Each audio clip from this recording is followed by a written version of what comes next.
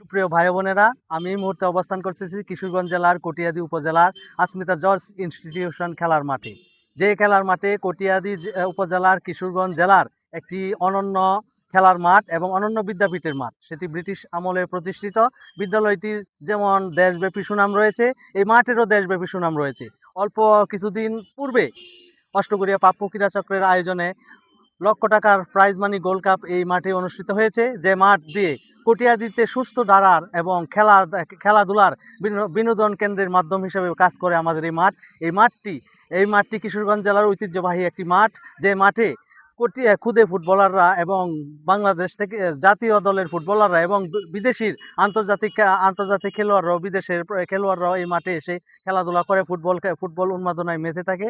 বর্তমান সময় আজ চলছে বিশ্বকাপ ফুটবল 2026-এর ফুটবল উন্মাদনা। এই মাঠের কোনো অংশে আমরা কম নই। সম্মানিত ভাই বোনের, আমরা দেখতে পাচ্ছি এই মাঠটি একটি জরাজীর্ণ অবস্থায় পড়ে আছে। ঊর্ধ্বতন কর্তৃপক্ষের কাছে আমি আহ্বান জানাচ্ছি, এই মাঠটিকে যদি সংস্কার করে প্রয়োজনীয় ব্যবস্থা গ্রহণ করা হয়, তাহলে আমাদের কিশোরগঞ্জ জেলা তথা কটিয়াদী উপজেলার ফুটবল প্রেমী ক্রীড়ামোদী মানুষরা এগিয়ে যাবে ফুটবল উন্মাদনায়, এগিয়ে নিয়ে যাবে আমাদের এই কটিয়াদীকে। আমাদের এই কটিয়াদী উপজেলার ফুটবলার গড়ার কারখানা হিসাবে পরিচিত ঐতিহ্যবাহী আসমিতা জর্জ ইনস্টিটিউশনের মাঠটি যদি সংস্কার করা হয় এবং মিনি স্টেডিয়ামে রূপান্তরিত করা হয়, তাহলে কটিয়াদী উপজেলার ক্রীড়াপ্রেমী তরুণ শিক্ষার্থীরা ফুটবলের দিকে এগিয়ে যাবে।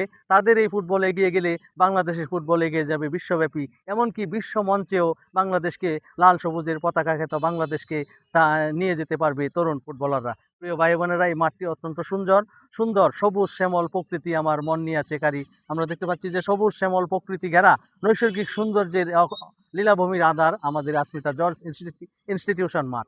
আসুন, সরকারের যথাযথ কর্তৃপক্ষের নিকট বিনীত আহ্বান জানাচ্ছি, এই মাঠটিকে যেন সংস্কার করে অথবা একটি পূর্ণ স্টেডিয়াম নির্মাণ করে কটিয়াদী উপজেলার তরুণ শিক্ষার্থীদের মনে স্থান করে নেয়, যে এই মাঠের খেলোয়াড়রা যারা খেলাধুলা করতে আসবে, তারা জাতীয় পর্যায়ে কৃতিত্বের স্বাক্ষর রাখবে।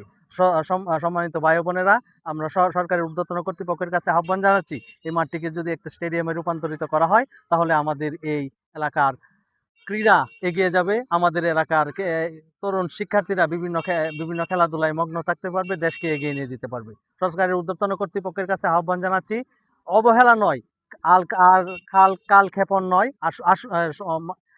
আমি যথাযথ কর্তৃপক্ষের নিকট আকুল আহ্বান জানাচ্ছি, এই মাঠটিকে যেন প্রয়োজনীয় সংস্কার করে উন্মুক্ত করে দেওয়া হয় আমাদের এই কটিয়াদীর ক্রীড়াপ্রেমী জনগণের মাঝে।